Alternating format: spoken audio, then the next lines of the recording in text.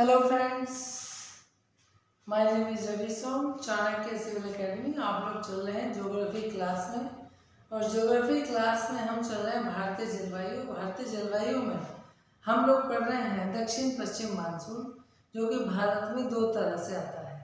कल की क्लास में हमने जो पढ़ा था वो पढ़ा था अरब सागर की शाखा से आने वाला दक्षिण पश्चिम मानसून। अब जो हम पढ़ेंगे वो पढ़ेंगे बंगाल की खाड़ी शाखा से आने वाला दक्षिण पश्चिम मानसून। चलिए इसके लिए हम डायग्राम बनाते हैं।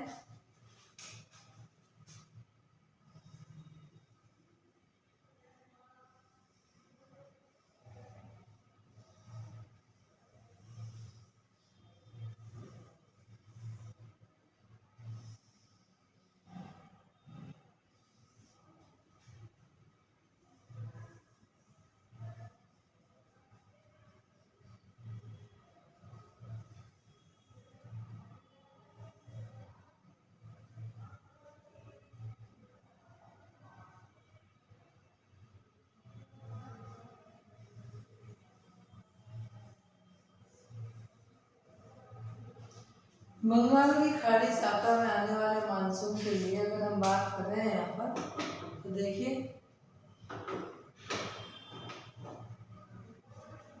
जो हमने इससे पहले पढ़ा, पहले तो हम कहते हैं ये भारत हमारा जो पहले प्रायद्वीप भारत था वो हमारा ये था।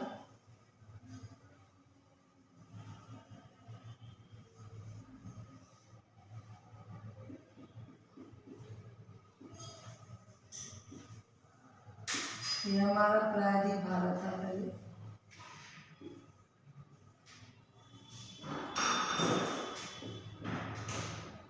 प्रायद्वीप भारत, इसमें आपने देखा था कि दक्षिण पश्चिम मानसून जब अरब सागर शाखा से आ रहा था तो यहाँ 1 जून को केरल में 250 सेंटीमीटर तक वर्षा कर रहा था, और यहाँ से ये जाते हुए मांडव, गिर, बारदा इन 3 पहाड़ियों पर वर्षा कर रहा था। ठीक है, लेकिन अब हम जो बात कर रहे हैं वो बात कर रहे हैं अब हम बंगाल की खाड़ी शाखा में आने वाले मानसून की। तो बंगाल की खाड़ी में एक तो आप जानते हैं उत्तर पूर्व मानसून आता है, जो यहाँ से गारो, खासी, जयंतिया से आता है और जो कोरोमंडल तट पर जाता है, आ जाता है कोरोमंडल तट पर जाता है। लेकिन एक दक्षिण पश्चिम मानसून हमारा यहाँ से कोलकाता, पटना इन क्षेत्रों से होते हुए भी जाता है। देखिए जैसे यहाँ से उठता है कोलकाता, कानपुर, पटना और ये दिल्ली तक पहुँच जाता है। कहाँ तक पहुँच जाता है? दिल्ली तक। ये वाला क्षेत्र हमारा हो जाएगा कोलकाता, के से कोलकाता। कोलकाता के बाद ये हमारा आ जाएगा कानपुर, इलाहाबाद, तो के से कलकत्ता आ जाएगा आपका, फिर आ जाएगा आपका इलाहाबाद,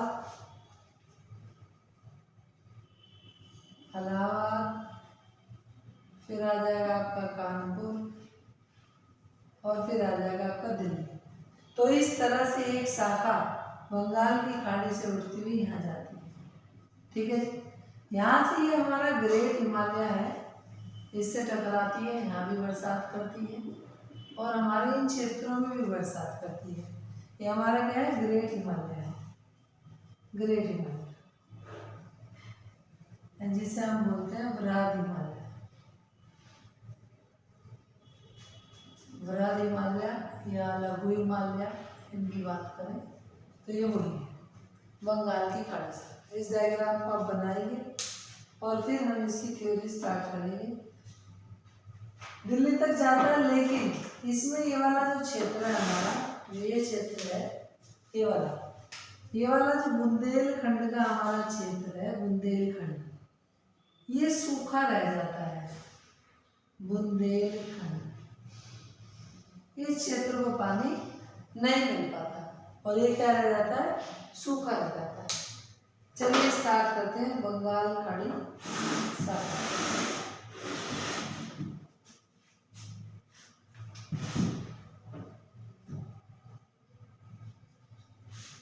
यहीं से शुरू करते हैं।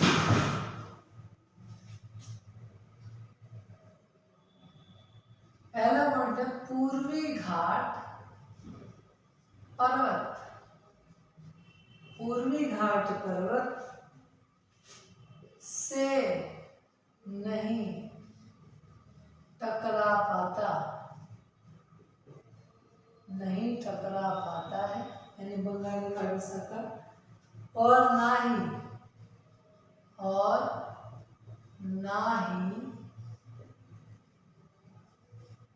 पूर्वी घाट पर वर्षा करता है, पूर्वी घाट पर वर्षा करता है। क्योंकि इसका पूर्वी घाट से तो कोई मतलब ही नहीं है, ये पूरा हमारा पूर्वी घाट है, इससे ना तो ये कहीं टकराता है ना ही वर्षा करता है। हालांकि पूर्वी घाट जो है हमारा वो कटा चक्का है, बीच बीच में से कटा हुआ है नदी, क्योंकि नदियों ने, जितनी भी नदियां हैं पूर्वी घाट पर सब क्या बनाती है, डेल्टा बनाती है, तो इसलिए नदियों ने उसे काट रखा है, इसलिए पूर्वी घाट पर ना तो टकराता है ना ही वर्षा करता है। यही कारण है,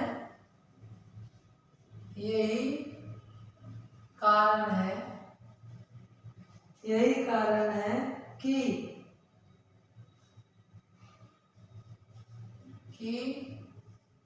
केरल की मालाबार तट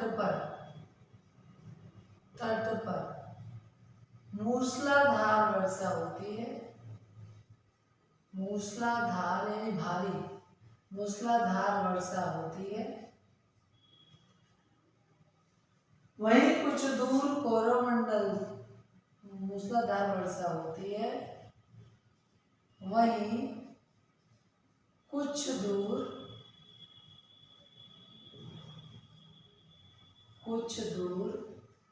कोरोमंडल तट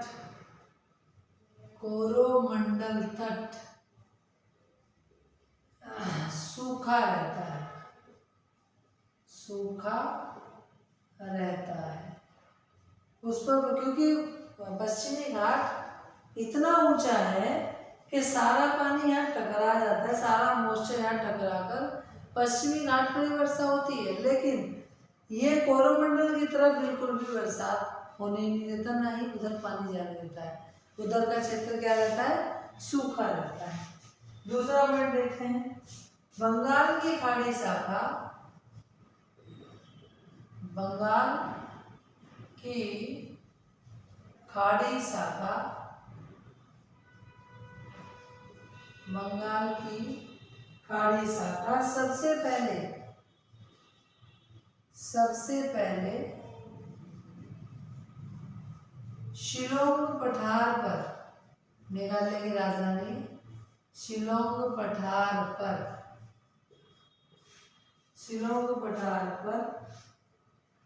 वर्षा करता है। इनमें से खासी पहाड़ी पर, क्योंकि यहाँ 3 पहाड़ी है, गारो, खासी, जयंतिया, यानी ये हमारी गारो है, ये हमारी खासी है और ये हमारी जयंती है। तो ये तीनों पूरी शिलोंग पठार कहलाती है हमारा। तो इन तीनों में, इनमें सबसे ज्यादा वर्षा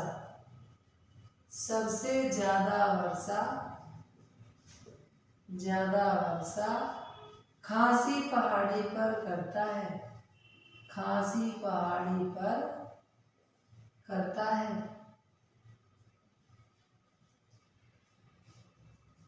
क्योंकि देखिए केरल में तो ये करीब 200-250 सेंटीमीटर वर्षा करता है, लेकिन यहाँ खासी पहाड़ी पर जगह है मासिमराम, यहाँ 1080 सेंटीमीटर वर्षा करता है मासिमराम। पहले चेरापूंजी था, अब मासिमराम खिसक गया है ऊपर, तो वर्षा करता है, यहाँ पर लिख सकते हैं चेरापूंजी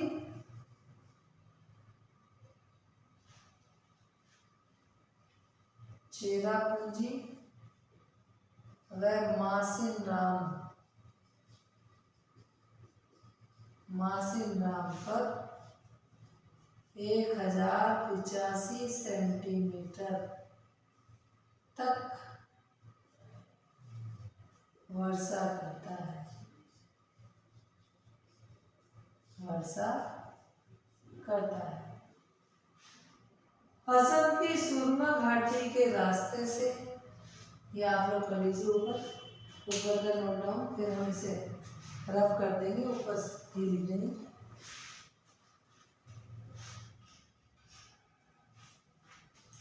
स्क्रीनशॉट ले लीजिए।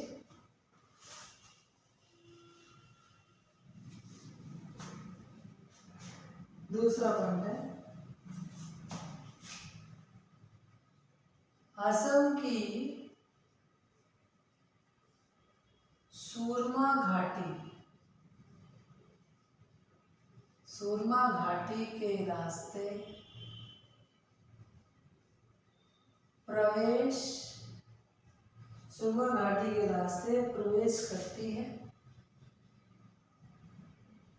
करता है और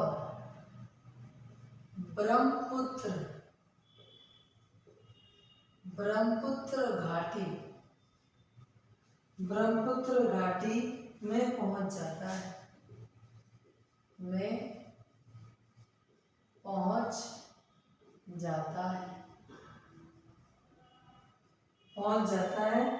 और ब्रह्मपुत्र घाटी तीन तरफ, और ब्रह्मपुत्र घाटी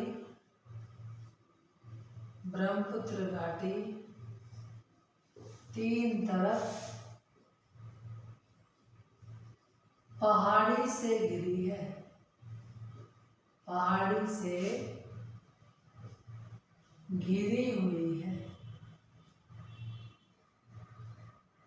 घिरी हुई है।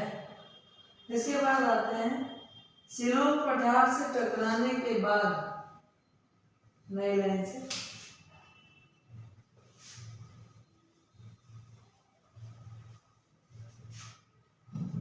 शिलोंग पठार से टकराने के बाद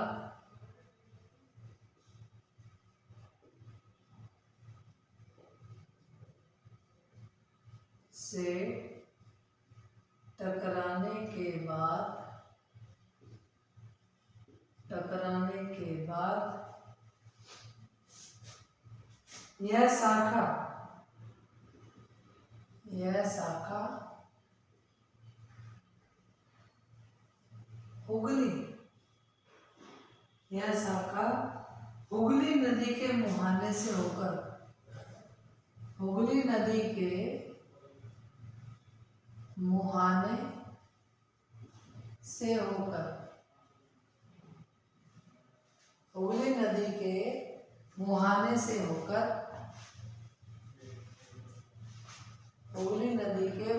से होकर कोलकाता,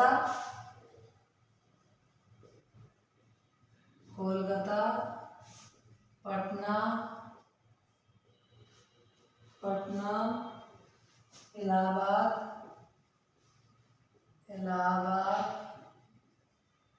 कानपुर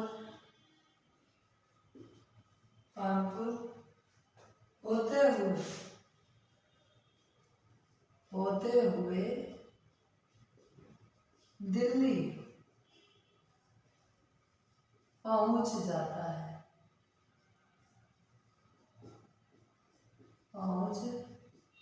है। फिर इसके बाद आता है बंगाल की खाड़ी,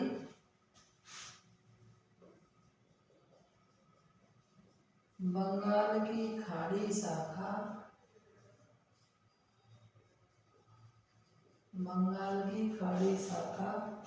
पूर्व से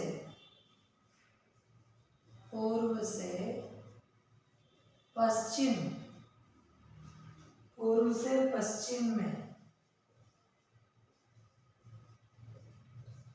उत्तर भारत जाती है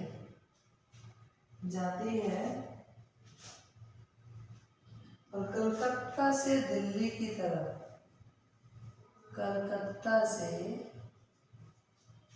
दिल्ली की तरफ, दिल्ली की तरफ, दिल्ली की तरफ वर्षा घट जाती है, घट जाती है। हवाओं में नमी की मात्रा, हवाओं में नमी की मात्रा घट जाती है। क्योंकि ये बात आप पहले से जानते हैं सभी लोग कि जितनी ज़्यादा नमी होगी उतनी दूर तक वर्षा करेगी। जब नमी कम रहेगी तो वर्षा क्या होती जाएगी, धीरे धीरे धीरे घटती चली जाएगी। दक्षिण पश्चिम मानसून जो अरब सागर से आता है, तो क्योंकि हिंद महासागर अरब सागर से बहुत ज़्यादा नमी लेता है, इसलिए ऊपर तक वर्षा करता चला जाता है। इसमें क्या होता है, इसमें वर्षा में नमी कम होती है और नमी कम होने पर यहाँ पर वर्षा क्या होती है, घटती चली जाती है। देखिए मैं दिखाता हूँ कैसे घटती है। यहाँ क्या होता है देखिए, जैसे कलकत्ता में सबसे पहले प्रवेश करेगा, कलकत्ता में सबसे ज्यादा कितनी, 150 सेंटीमीटर वर्षा करता है। कलकत्ता के बाद हमारा स्थान आता है पटना। ये सब जो है पटना में, ये सब वार्षिक वर्षा है। पटना में वार्षिक वर्षा, ऊपर भी वार्षिक ही है, वार्षिक वर्षा यहाँ पर हो जाती है 100 सेंटीमीटर। पटना के बाद अगर हम बात करते हैं इलाहाबाद, इलाहाबाद की अगर हम वार्षिक वर्षा की बात करेंगे तो यहाँ हो जाएगा 76 सेंटीमीटर। और उसके बाद अगर हम बात करते हैं दिल्ली, तो दिल्ली तक आते आते ये केवल रह जाती है 55 सेंटीमीटर। ठीक है जी। इसके बाद हम बात करते हैं दिल्ली, क्योंकि अंतिम स्थल होता है इसलिए दिल्ली, दिल्ली अंतिम स्थल है, अंतिम स्थल है, स्थल है जहां बंगाल की खाड़ी शाखा, बंगाल की खाड़ी शाखा वर्षा प्राप्त करती है, वर्षा प्राप्त करती है। दिल्ली से आगे बढ़ने पर, दिल्ली से आगे बढ़ने पर, आगे बढ़ने पर, दिल्ली से आगे बढ़ने पर राजस्थान में, राजस्थान में अरावली, राजस्थान में अरावली पर्वत, पर्वत बंगाल खाड़ी शाखा के मार्ग में पड़ता है, बंगाल खाड़ी शाखा के मार्ग में पड़ता है, मार्ग में पड़ता है। लेकिन यहाँ वर्षा नहीं होती, क्योंकि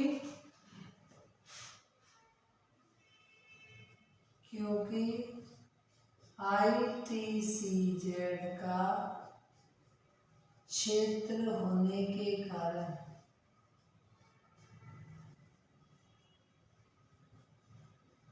ITCZ का क्षेत्र होने के कारण। नेक्स्ट लिखेंगे, नेक्स्ट ऊपर से, फेरल के नियम के अनुसार, फेरल के नियम के अनुसार, फेरल के नियम के अनुसार नियम के अनुसार दाएं मुड़ने में दाएं में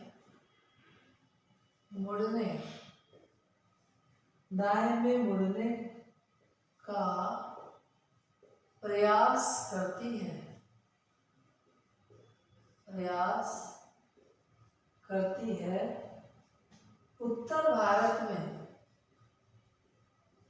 उत्तर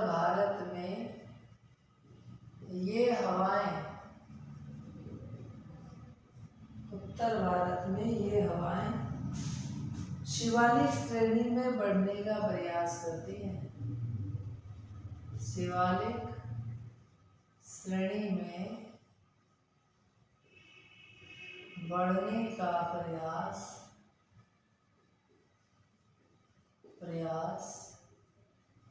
करती है।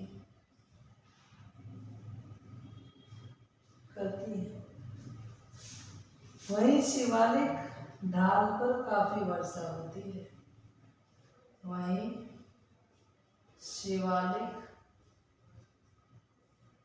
ढाल पर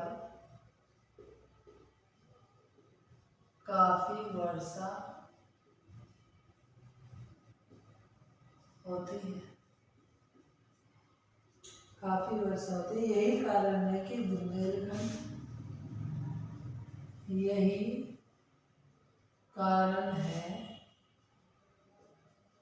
कि बुंदेलखंड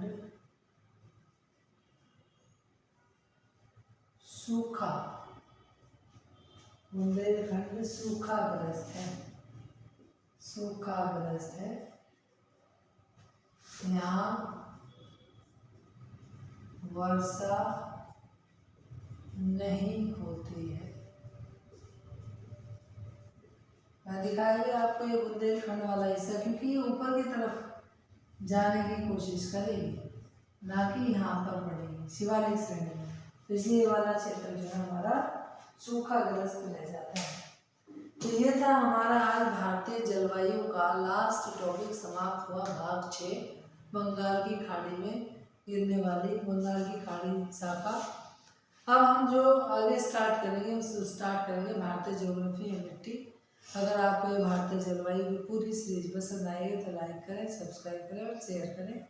धन्यवाद।